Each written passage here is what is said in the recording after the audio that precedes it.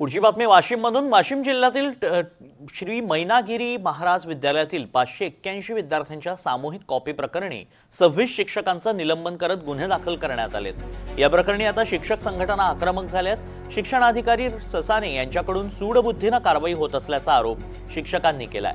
तर केलेली कारवाई मागे न घेतल्यास सर्व परीक्षेवर बहिष्कार टाकण्याचा इशारा शिक्षक संघटनांकडून देण्यात आलाय।